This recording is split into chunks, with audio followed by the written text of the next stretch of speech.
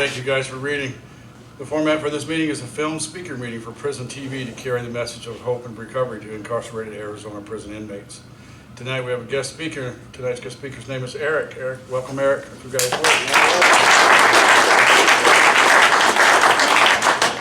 What's up, fellas? My name's Eric. I'm a tweaker. Yeah. Can everybody hear me all right in the back? Cool. It's great to be here. Man, I don't know. First off, it's an honor and a privilege to be here, and especially equally with the gentleman on the other end of this camera, film, whatever it is. And just a huge honor. Just a huge honor to be here with all of you guys, both present and not. I really only did speed like twice. The problem was every time I did it, it was just like for years. You know what I mean? And, that stuff just wouldn't let me up, you know? And the first time I did speed was back in the late 80s, and we didn't have meth. It was just crank, right? It was just like orange peanut butter crank, and man, was that stuff mean. And that lasted I don't know how many years, and I managed to somehow crawl out of the wormhole on a good run of acid for about 6 months. I just did acid almost every day, and drank a lot and popped a lot of pills, and just woke up one day and just didn't want to do speed anymore, which was great. And then that lasted for I don't know how many years, and then I was drinking real bad. I'd been drinking really bad for a long time, just like horrifically, you know, not like, oh, I like to drink Budweiser with my dad at football games. You know what I mean? Like I like to drink whiskey by myself in the morning kind of thing, you know what I mean? And then all day. And, you know, like the distended liver, piss and blood, you know, cool stuff. And I started doing the meth again because I was blacking out a lot, which was getting in the way of my drinking. And I, you know, went back to my old way. I figured if I did methamphetamines, I could drink more, which was true. And then I started doing so much methamphetamines that I needed to get the heroin going to just level it off because things were getting edgy, right? And that's pretty much how I get here. Anyway, I'm grateful for the life I have today. On just this past Saturday was my 5,000th day sober, which is pretty incredible. And I don't even know how that happens to a guy like me, right? Like I'm not special. I didn't do anything to deserve it. There wasn't like something that happened the day before I got sober that allowed me to be here. It's just another day, and I'll get into that, right? But I'm just super grateful for my life that I get to do this with you guys, right? And I'm grateful for you guys, right? Curious, not to separate the room, but just out of curiosity, who is this their first time trying to get sober in any kind of program? Anybody? Welcome. Yeah, I tried it by myself a 1,000 times. It wasn't to separate the room, and I don't think that you guys necessarily have any better chance than anybody else. And if you've been here before or have tried to get sober before, I don't think your odds are any worse. I was just curious, right? Whether this is your first time here or your last time here, or your first time here or not your first time here, the prayer is that it's everybody's last time here. You know what I mean? And my experience is that I don't get to pick surrender. You know what I mean? Almost every day, loaded, I wake up, the disease tells me what I'm going to do. You know, I have a mental illness in my head that tells me what time we're going to wake up or come to. It tells me where we're going to go, what we're going to do, who we're going to talk to. It tells me when we're going to start, when we're going to be done, and there isn't much room for anything else, you know?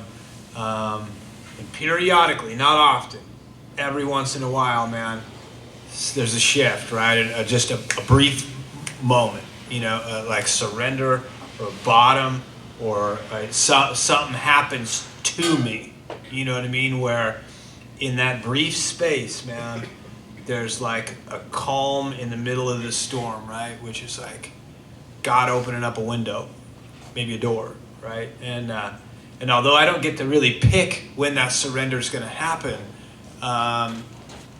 if I don't engage that, right? Like if I don't walk through that door and take some immediate action and back that action up continuously, I'll go right back to sleep, man. You know what I mean? And maybe it's later today or tomorrow, whenever it is, it'll be back on me, and maybe I'll come to in 2027. Who knows?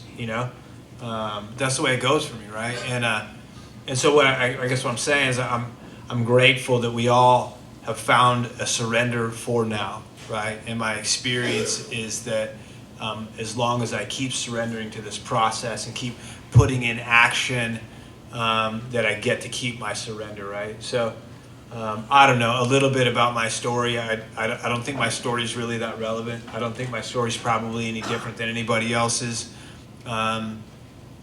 What's interesting today, with a whole bunch of years sober and telling my story about my childhood, or even what it was like loaded, is it gets scarier the longer you're here, in my experience, right? Like it's like I'm telling a story about a guy I once knew. The steps work, man. The steps work, and I'm talk about my story and some stuff that went down and things that happened and this and that, and like I tell those stories as though I'm telling a story about a guy I once knew. There is very little emotional attachment to that stuff at all, man. You know what I mean? The steps work, right? Like I'm not angry, I'm not afraid, I don't regret it, I don't have depression about it, I don't have anxiety about it, I don't have, vengeance or, shame, guilt. It's just gone, man. You know what I mean? And so when you start telling these old stories, man, it's just like I don't know what's relevant anymore. Not much of it's relevant to me, I'll tell you that. What's relevant to me? Right here. Being right here with you, and what am I going to do next, right? Like that's all that matters to me, And anyway, so a little bit about me, because whether it matters that much to me today. I know for sure that anytime I've been sitting where you are or where you are, listening to a guy where I am, unless I believe that you've been where I've been, thought how I thought, felt how I felt, suffered the way I suffered, and maybe knew the way out, you just didn't have my attention, and that's been that way for my entire life, right? So that's the only relevance about my story today. So I don't know, man. I think I had an average American childhood. And what I mean by that is my father left my mom before I was born. That's a really bad joke. You can laugh if you want or not. Kind of a dry, dark sense of humor, and you can get on board with that and laugh with me or at me. I don't really care. My father left my mom before I was born. My mom married my stepdad when I was about 3.5. He was a drunk. He was a violent guy. He had one leg. I was super glad I could run faster than he did. He lost it in a hot rod accident. He used to build hot rod motors. It's interesting thinking back about that, right? Like that whole dynamic, right? Like being born, my mom, I never met my father. In fact, I didn't even know my stepdad wasn't my father until later in life, right? But my mom marries my stepdad when I'm a young kid, and he's a drunk. I don't know if he's alcoholic, man, but I know for a fact he drank every day of my childhood, right? And I know for a fact that some of the stuff that happened in our house was just not right. And I also know for a fact that he wasn't a bad guy, right? I know for a fact through some step work and being here with you, I wholeheartedly believe that he was trying to give me the best life he could, based off of the tools at his disposal and the best information he had. And it might not have been some good tools, and it might not have been some good information, right? If I did something wrong in the house, out came that belt. And if my little brother did something wrong in the house, out came that belt. And if my sisters did something wrong, out came that belt. And if he had a bad day, out came that belt, right? And that's just the way that was, right? What's also true is there was always a roof over my head. There was always a meal on the table, and I never went without, you know? What's also true is that years later today, I made my amends. And when I made my amends to that guy, that was the first time I ever saw that tough old guy cry, you know? And me and that dude are cool today. Super cool, right? And that's a result of the steps in doing this thing with you guys, right? So, you know, but what's interesting, right, looking back, is I think a lot of times we land in places like this and we start to ask ourselves, like, you know, how did I become alcoholic? How did I, you know, and I would say alcoholic simply because I identify with what's in the big book of Alcoholics Anonymous, right? And, you know, if you treat your, you know, alcoholism with, you know, powdered alcohol or black tar alcohol or pharmaceutical alcohol or, you know, Tennessee whiskey or however you get down, great, right? I'm just going to call it alcoholism because that's what I identify with out of the big book of Alcoholics Anonymous, right? And I was born with alcoholism, right? I believe. And why I believe that, man, is if I look back on those earliest days of my life, I don't know what your first memories are of being on this planet with all the other humans. My first memories of being on this planet were of feelings. I don't remember seeing much, I don't remember hearing much, but I remember being in the presence of my own mother at a young age, like a young age, man, and being totally incapable of feeling the love that she had for me, you know? Just totally blocked off from feeling connected, you know? I think most kids are kind of born with like a sense of connection to the world. You know, I think most kids are born with a sense of belonging, with a sense of community, with a sense of like being part of a family or, you know, a tribe or, you know, whatever your jam, right? And man, I was born empty, you know? I was born with this like infinite, broken, aching sense of loneliness in the middle of me. You know what I mean? I was born not with something, but without something. I was born with a void in the middle of my being, right? And now those are my first memories, right? Now, I don't know if that's everybody else's first memories. I just know they were mine. I've never been anybody else as a child that I can remember, right? And so that was mine, you know? And so thinking back on those earliest days of my life, man, like that's what I had as a foundation to build a life on, right? Like I just was born with this. Bill Wilson, at 15 years sober, referred to it as a sense of anxious apartness, right? Carl Jung referred to it as the secret unrest that gnaws at the roots of my being, right?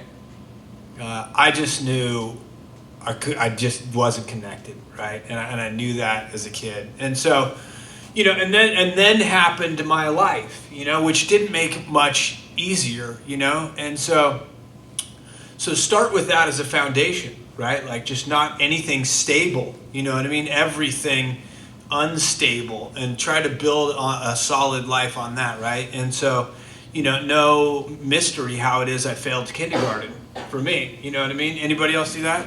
Failed kindergarten? Just leaving me hanging. Man, I don't know. If you asked me why I failed kindergarten, I don't think I was the dumbest kid in class. I think I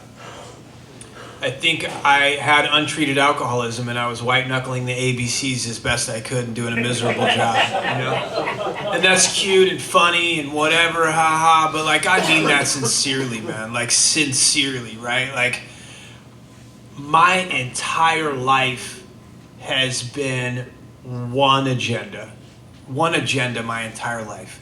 And that agenda has been trying to find something out here in your world to fix something deeply missing or broken in mine. That's it. From day one till today, right?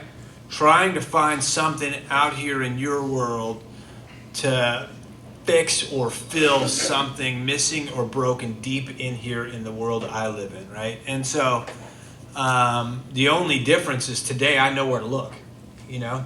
And so I mean that sincerely, right? Like, I remember sitting in school and the teacher's like, A, B, C, D, E, and I just remember sitting in class feeling like an alien, you know what I mean? Like everybody else knows something or is connected to, they all know each other and they all are a thing, and I'm over here, you know what I mean?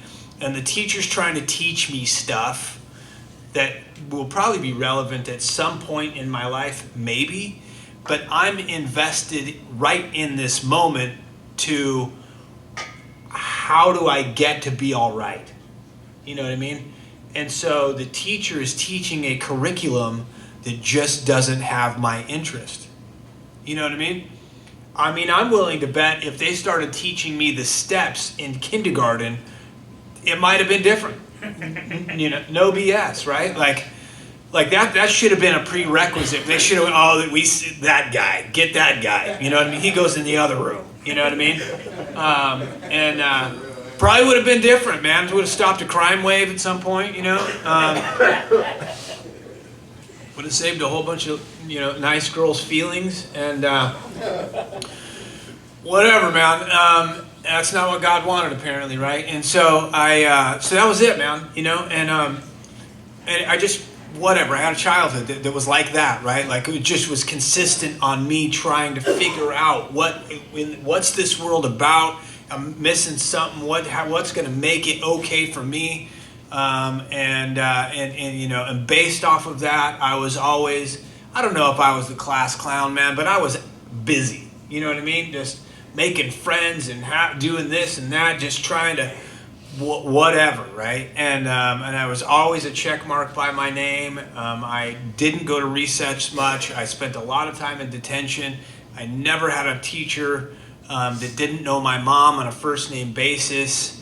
Me and my mom spent time in every principal's office of every school I ever went to, and that's just how that went down, right? I don't think I was a bad kid. I wholeheartedly believe I had untreated alcoholism, right? And I don't know what's relevant about my childhood. I helped my best friend light his house on fire in the 3rd grade playing with matches. Not the entire house, just like the laundry room, part of the kitchen. Immediately ran home, hid under the covers. Never told another living soul about that till I was about 6 years sober. Didn't seem important. I gave myself my first tattoo in the 6th grade, trying to impress some girl that sat next to me. I went home on Christmas break and tattooed this lightning bolt on myself right here.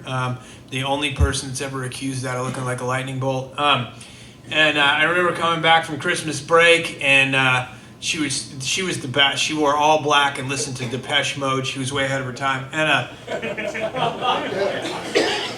And I came back from Christmas break and showed her this scab on my finger, man. And she was never had another word with me again. And that was obviously not the last bad tattoo I'd ever get. It wasn't the last unimpressed girl I'd ever know. But I think that's where both of those things started. And I don't know what else is relevant. I had 3 concussions before I was 10. I'd been hit by a car and went temporarily blind.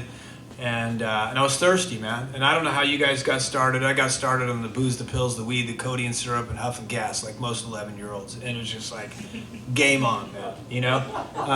I don't really remember a lot about it as far as like having a specific idea that like, I mean, I hear these beautiful love stories about people and their first drink and drug, you know what I mean? Like, I felt so lost, and then I had a drink, and it was like the sky opened up and the planets aligned, and I knew that this was it forever. Like, that didn't happen for me, man. You know what I mean? I took a drink, and I had a good time.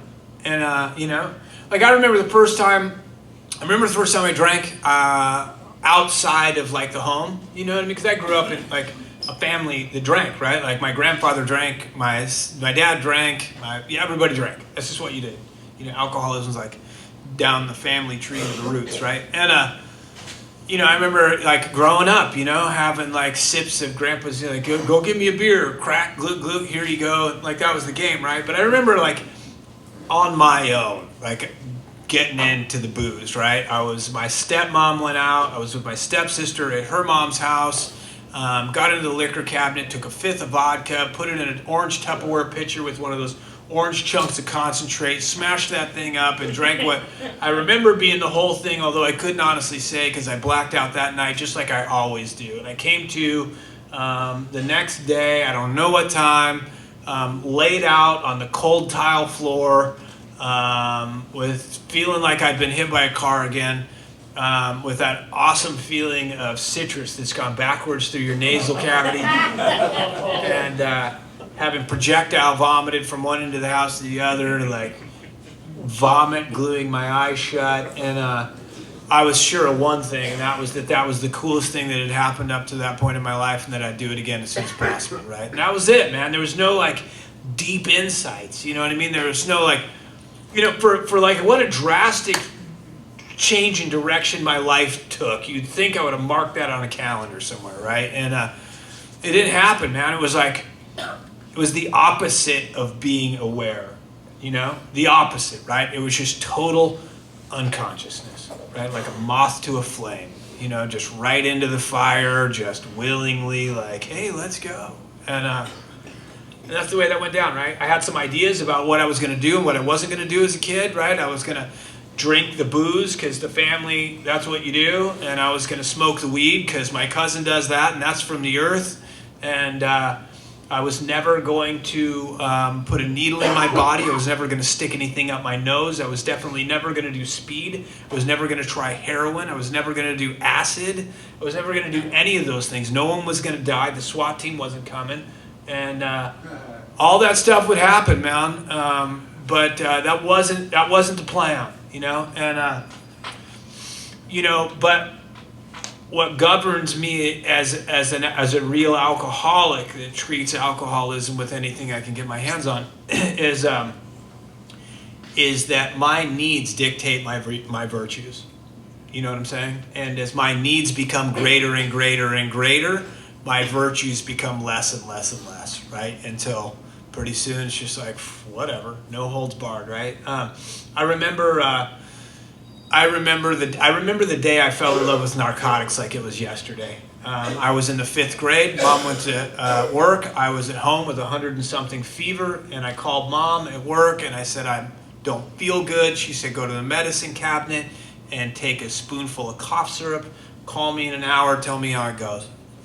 I remember going to the medicine cabinet and opening the medicine cabinet, and there was that awful green bottle, man, that nobody on the planet ever liked, But right next to it was this orange bottle that seemed to have this halo around it, And I remember getting into that stuff, and I had, 1 or 5 spoonfuls of that, and went back to the couch and had a spiritual experience on Tom and Jerry and codeine syrup,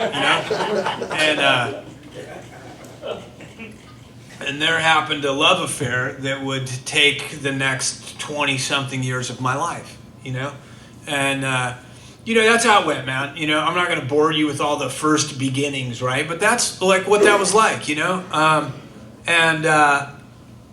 I tried everything I could get my hands on. I never met a drug I didn't like. I never met a drug I didn't abuse. Any drug worth trying was worth abusing in my book, And I just rapidly took like massive proportions of my life. And that's the way that went, right? So Mom and Stepdad divorced when I was 15. Things just started to get worse and worse and worse. And we moved to a different part of the city when that happened. And I got a car when I turned 16. I got an old black Volkswagen, old like vintage black VW Bug.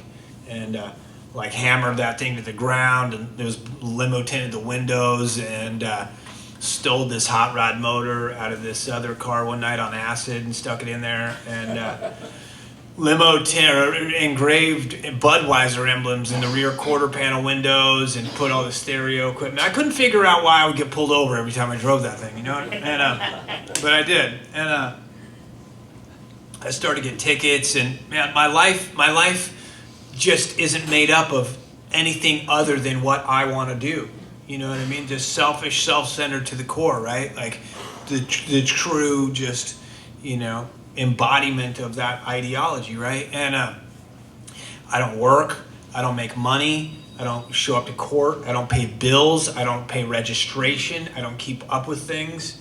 I'll get a little job here and there, do a little thing here and there to get a little something that I need for me, but for the most part, man, I'm just free riding it, I go to high school long enough to meet my friends and leave. And, I'm really good at like first hour. And then after that, like it's this crapshoot. And first hour is like shop class, And I was killed at shop class, man, And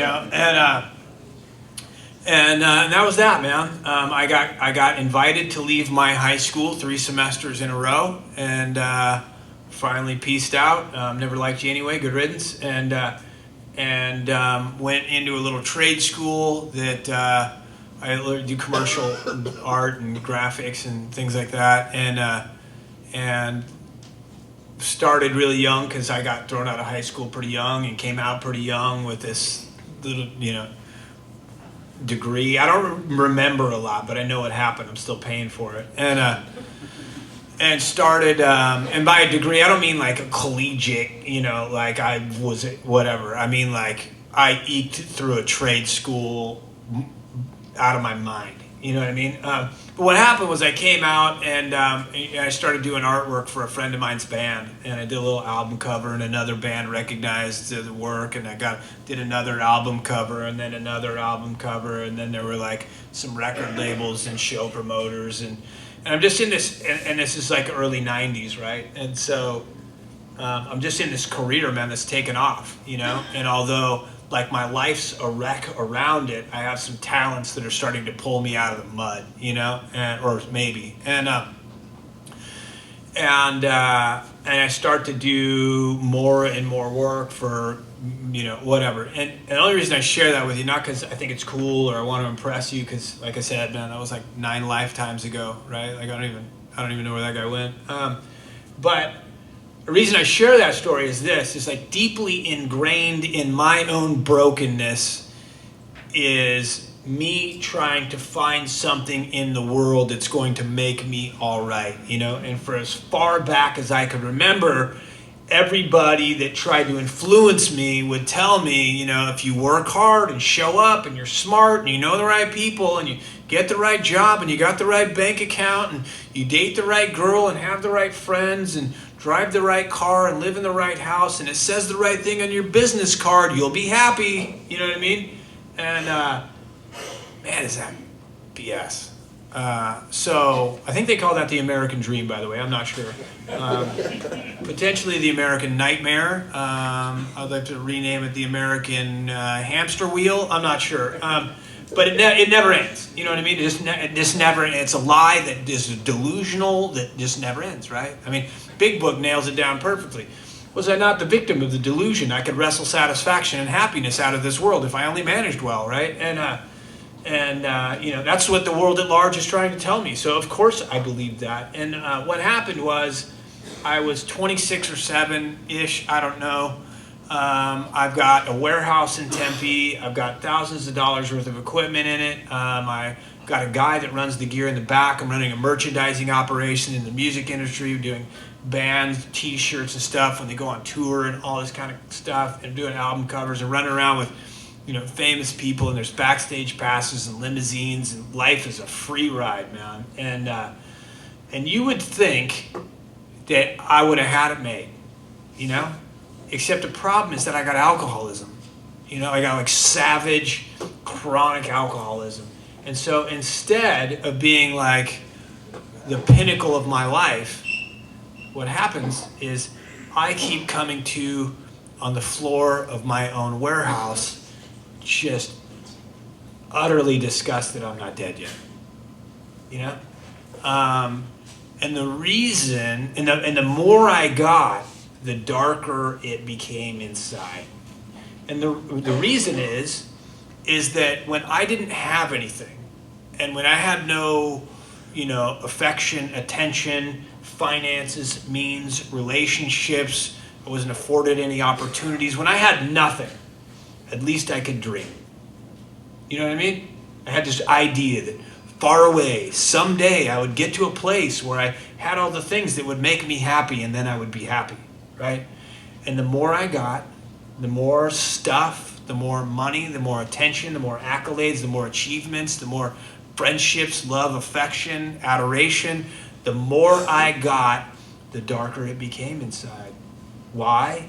Because I am closer and closer and closer to everything I thought would make me happy, which seems to make me more and more unhappy because it's reinforced by the idea that nothing I can touch, taste, smell, hear, see, own, beg, borrow, steal is ever going to do it for me.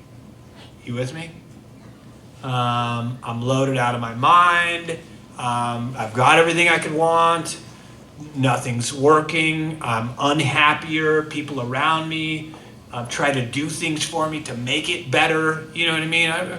It's like the people around me have always cared, man. It's like I've always had this talk. Dude, what's wrong? Like, what's wrong? What's the matter? You know what I mean? And what's wrong, right? And like I remember just always, it's like can we just talk about what's right? It's a shorter list, and then they look at you sort of puzzled, like, huh? Anyway, man, I'm in and out of jail a lot by this time. Life's crazy because that's what's happening in that world, right? Like in the pursuit of like whatever. But also life's crazy, right? Like I burn through relationships. Life outside of the sort of career environment is maddening. Like I live with a midget. You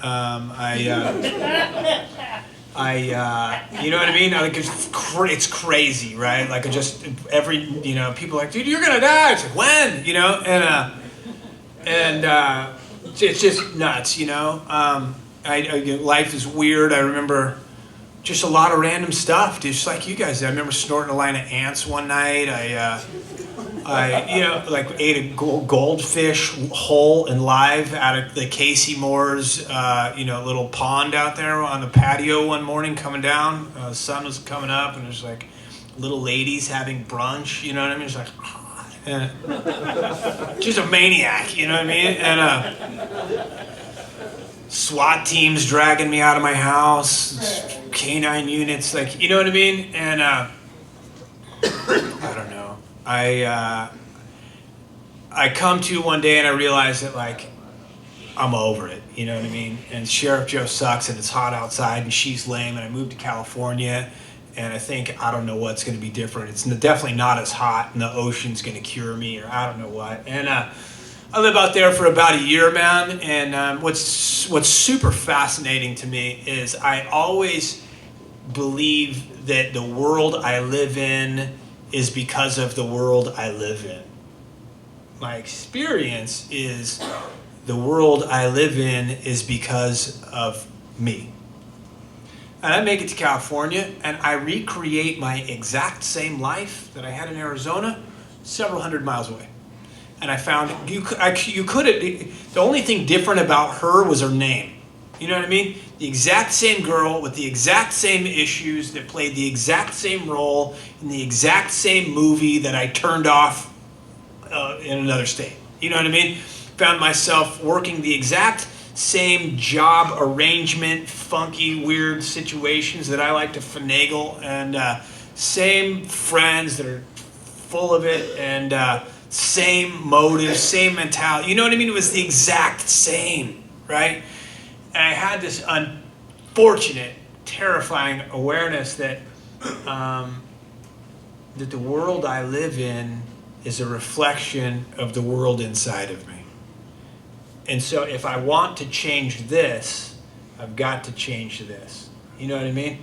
I always thought that if I changed this would change. And that's not what the Big Book of Alcoholics Anonymous says. I didn't know that at the time, right?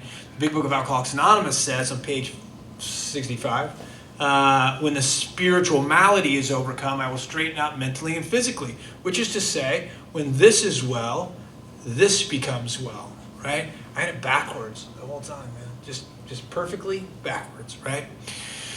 I don't know, it doesn't go very well. I moved back to Arizona. I meet a girl in a dive bar one night, or a dope house, one or the other. I can't remember. I think I met her in a dive bar and took her to a dope house, or I don't know. And that's probably accurate. And it was like, I'm gonna die. I'm like a hope to die drug addict by this time. And she didn't seem like she was much different than me. You know what I mean? We had one of those cool, like, when I see you arrangements. You know what I mean? Like, no feelings, don't get attached. Like, you just seem like a good time sometimes. And we hung out for a little while, and then we didn't hang out. And I kind of she was late for somewhere I really wanted to go. And my buddy DJ Radar was playing with the Phoenix Symphony Gamage, and it was a thing, and she was late, and I was pissed. I was like, I'm never talking to you again. And then she showed up at my house one day, and I remember exactly where I was at. I was in a house in Tempe that other people called the dope house. You know, like one of those places that like the carpet doesn't have fur left on it anymore. It's just like so trampled. It's just like smooth. You know what I mean? And the carpet's so hard you could ride a skateboard over it, and it's like that spot. Like one of my roommates is a show promoter. Another roommate is a frontman in a well-known band. Another roommate is this chick fashion designer. All of us are total degenerates. And I remember I was trying not to stick anything in my nose, because every time I did, it would bleed. And I was trying not to put any needles into my body because it's so incredibly unmanageable. And so I figured out that if I got this Paisano wine, this like big gallon jug of this Paisano wine, I could stick a whole bunch of cocaine. I was staying away from the cocaine and the heroin because I was trying to, like, I don't know what. And I figured out that if I put enough cocaine in this red wine and drank it, it would kind of get me there. And I smashed up this concoction of Dilaudid and Valium. I would snort it and made my nose feel better. And so I was just doing that on a Tuesday morning, having a good time. And there's a knock at the door, and I open it, and it's her, and her face is like white, and I'm like, what's up? And she was like, I'm pregnant. And I was like, I'll help you take care of it. And I didn't mean have it. And that's the kind of gentleman I am. And she says, I want to have it. And I could tell by the look on her face that she meant it. And I had never met my father in my life, and there was zero chance that I was going to be responsible for another human being growing up feeling like I felt. And I moved in with her. I got a straight job. I went to Lamaze classes. I was like a greenish, bluish, yellowish color, and about 50 pounds less than I weigh now. So I can only imagine what the actual families in Lamaze class must have thought about that. I went to, I remember the doctor. I remember she came into the world, man, and I cut the cord, and I filmed the birth, and the doctor put this little girl in my hands covered in yuck, and she screamed, and I fell unconditionally in love with another human being for the first time in my life. And she didn't fix it, man, but she sure made it better. And I started that business that I'd run from home because I needed to be with her every day. And I changed diapers, and I fed her, and I taught her how to walk, and I taught her how to talk, and we became best friends. I kept our little family together as best I could. I just tried to manage, right? And what managing looked like for me was I wake up in the morning and pop the pills and smoke the weed. And when she went to bed at night, I'd get into the whiskey. And if she went to grandma's on the weekend, I'd get into the cocaine. And that was me staying off the hard stuff. And I mean, that makes sense, right? A little identification, I hear that. And that's how I manage. And but what happened in that, man, is like all my friends around me like saw this change in me, and they're like, dude, you are the best father we know. You know what I mean? This little girl, like, you couldn't buy anything for her, right? Like, as loaded as I sounded, right? Like, that was nothing for me. You know what I mean? Tolerance is up here. And you couldn't buy her anything, man. You know what I mean? I remember her third birthday, there just wasn't anything you could get for her, right? And somewhere shortly after her third birthday, her mom brought home a little bag of speed from a neighbor. And it did exactly what little bags of speed do to little families like ours. And I don't know how long it went for, but I couldn't say no. And we went on a tear, and I came to one day, and they were both gone. And I tracked her down, talked them both down to her mom's house on the west side, where her little brother had been running a dope house out of, and there's people in and out of there all night at 24/7, and there was a 10-foot deep swimming pool with 5 feet of green water in it and no fence around it. And that little girl that was raised like a princess had a 1,000-yard stare, and her hair was a mess, and shirt down, her mom's shirt down to her ankles, and it was dirty, and I lost my mind, man. And it just wasn't. I was powerless, right? Like she wasn't coming down. She wasn't coming down, right? I went for a custody case, and it was an 8.5 month long drawn out custody case, and on the last day in court, a DNA test proved that little girl wasn't mine. And something inside of me broke that day. You know what I mean? That little girl. And it's not like you blame her, like, oh, you cheated on. We weren't even in a relationship. You know what I mean? What drew me to her? My own brokenness. What caused me to be in that situation? My own brokenness. Never knowing my father, never healing that situation, needing to somehow be the father I never had. My own brokenness put me there. You know what I mean? And the steps brought me out of it, right? Not yet. That would be later. And when that little girl left, man, the last tenuous thread that was holding me to anything called decency was snapped. You know what I mean? And from that point forward, I had no use for human beings, man. I walked out on you, and I didn't come outside during the daytime anymore. Because if I heard a child's voice or a little girl say "daddy," it would break me in ways I can't describe to you. And as they say, hurt people hurt people. I didn't know that to be true, because that's how I lived my life from there forward. And I ran around with some horrible people doing horrible things, and some people died. And I didn't kill anybody, but I didn't help anybody either. And some stuff happened that I just don't talk about in places like this, because it doesn't belong here. You know what I mean?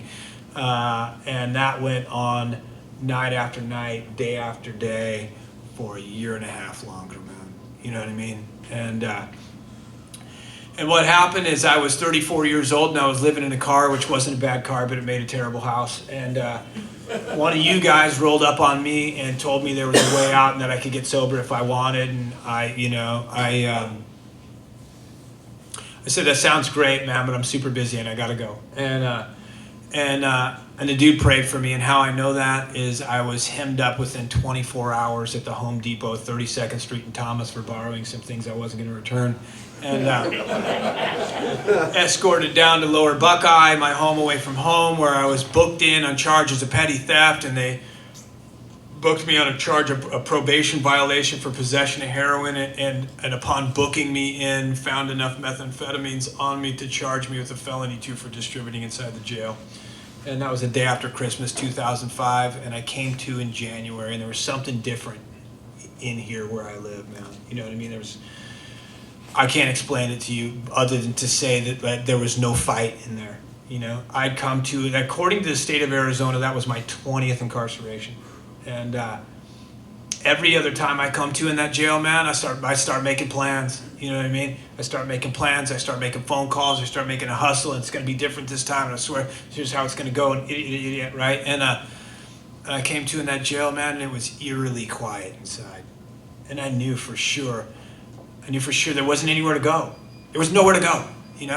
Every other time I'd come to in that jail, look around at all the guys, and stripes and orange chanclas and pink boxers, and think to myself, what a bunch of losers, and wearing my pink boxers and orange chanclas and stripes.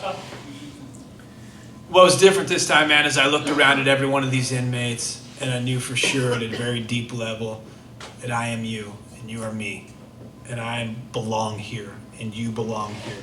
You know what I mean? And I knew there wasn't any point in calling anybody, because every road I know leads right back to where I currently stand. Every single one of them. You know what I mean? And there was this voice coming from the middle of my being, man. It was clear as day, and it just said, dude, if you're not going to die, please find a way to live, because this sucks.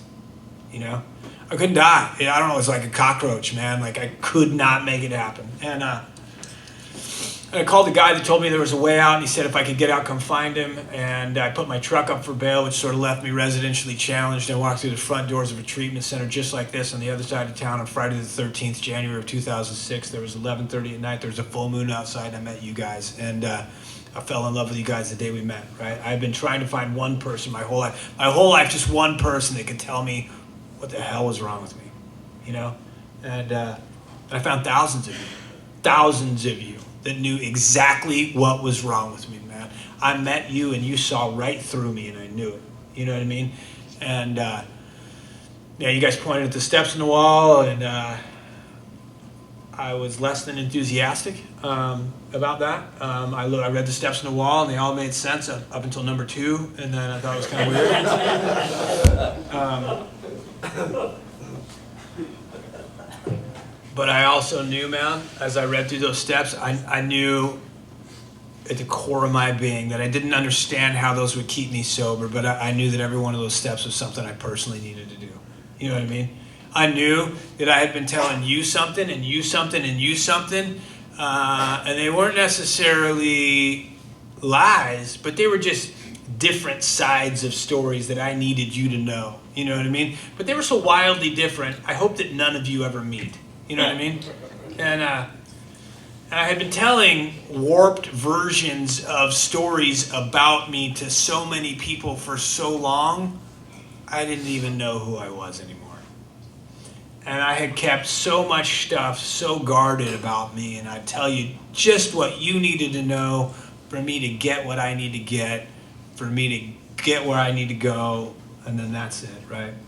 And I knew that the tragedy about that, the real depth of the tragedy about that, is that there wasn't one person on this planet that knew the whole truth about me. Not one. You know what I mean? And I knew what the 4th step promised. The 4th step promised that someone was going to finally hear the whole story about me, man. And that one person was going to know who I was. And if I died tomorrow, at least one person knows who died. Because right now, no one knows. You know what I mean? And I knew that there were things about me that needed to change. I knew that if nothing else happened in my lifetime, that if I could even clean up part of the mess I made, like just part of the mess I made, it would be a great gift, man. You know, huge part of what kept me loaded was the burnt bridges, the trail of flaming bridges I left behind me, and the shame and guilt I carried about that stuff, right? And if there was a way to take all that life of pain and transmit that to help another human being, I knew that needed to happen, right? And I knew the steps promised me that. I knew the steps promised me finding something else to believe in, finding a different way to live, finding the ability to sit quietly with myself. I knew the steps promised me all those things, man. I had no idea how that was going to keep me sober, how that was going to keep me out of jail, but I knew that needed to happen, right? And the guy that 12-stepped me, I asked him to be my sponsor. I started at 1 and we went to 12, man. And somewhere between 1 and 12, that magic happened, right? That magic that I've been looking for my whole life.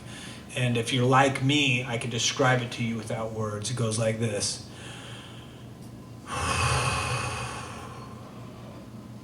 That's all I was ever looking for. I wasn't trying to hurt nobody, you know? I didn't ever want to hurt anybody. That spring is wound so tight, man. You know what I mean? I can't breathe. And I will risk 10 years in prison for 10 seconds of that. You know what I mean? No matter how much consequences you heap on me, no matter how great the risk, at some point, man, I just need to breathe. And that's how that went, right? And if I could have said no, I'd have done it a long time ago, man. You know what I mean? If I could have said no, I'd have done it before I met you guys, right? I mean, I didn't really want to do the dope. I mean, I wanted to do the dope until I didn't want to do the dope, and then by the time I didn't want to do the dope, I could not do the dope. You know what I mean? Anybody ever do the dope with tears running down their face? Yeah, me too, man. I didn't want to rob my mom.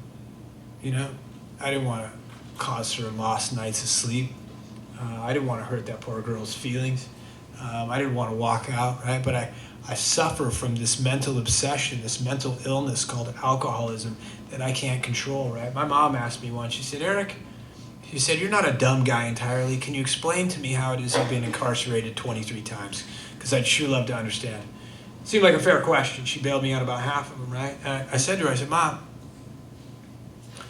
I said, the next time you go swimming, go underwater and hold your breath, you know? And when you're down there and you run out of oxygen, don't come up right away, you know? And when an overwhelming sense of urgent fear and panic consume you, and every fiber of your being says that if you don't get a gasp of oxygen fast, you might die. No, that's what it feels like when I need another hit. And I can't turn it off, except with another hit. You know what I mean? Anybody relate to that? That's a mental illness, fellas. That's not a normal human experience. The people you went to school with that seemed to like not burn their life to the ground and just casually built a cool life that didn't involve, hey babe, I'm going out for a pack of cigarettes and then I come back next Thursday. Those people don't suffer from that, right? So here's the clincher. If that's what you have, which is what I have, what you have is a disorder called alcoholism, right? Fortunately, it's treatable. Unfortunately, I can't decide not to have it any more than people with other disorders can decide not to have them. Let's take, for instance, a person with schizophrenia. People with schizophrenia also have unfavorable things going on in their mind, right? Voices, paranoia, all types of horrible stuff just in their head, right? Like, you know, the world's out to get you, right? And if you've ever known anybody with schizophrenia, they can't decide not to have that. They can't decide not to hear voices. They can't decide not to suffer from that, right? And in the same way, I can't just say no. You know what I mean? I've got a thing in my head far greater than my ability to say no to, right? I'll never think my way out of this problem, which is the common delusion for almost every addict I've ever known, right? We all say the same thing. You know, we burn the rent money to the ground and blow it in some way, and the relatives come at us and like, what? Or it's people that count on us and like, dude, you're blowing it, right? And we've all said the same thing. Just back up, give me a minute, I'll figure it out. Just give me a minute, I'll figure it out, right? Which sounds so intelligent when I say it, because I say it with so much conviction. You know, I think I'm so smart. Back up, give me a minute, I'll figure it out. What I am actually saying to you when I say that is, give me a second, I think I can outsmart myself. Does it sound smart? Yeah. It doesn't. I'm saying to you, I think I could beat myself in a game of chess. Hold on, right? I could outmaneuver my own reflection in a mirror. Never gonna happen. I know all my own best moves. You know what I mean? So what we have instead this isn't about, hey, learning to think better. You don't have to be a brain surgeon. You don't have to be intelligent. You don't have to be overly educated or educated even at all, right? This isn't a thinking person's program. This is an action program, right? And in the action comes the change. Wrote an inventory, tracked down the father I'd never met. On the day that I found him, he'd been turned over to hospice with a week to live. I made my amends to him, and he wasn't there. He was out. You know what I mean? He was like in hospice, right? But I made my amends to him, and as I left that house, it felt like a backpack full of bricks I'd been carrying my whole life. I just left it with him. I went home that night. It was the first night in 15 years that I slept. I didn't grind my teeth in my sleep, right? I got a call the next day that he died after I left. That's what happened, right?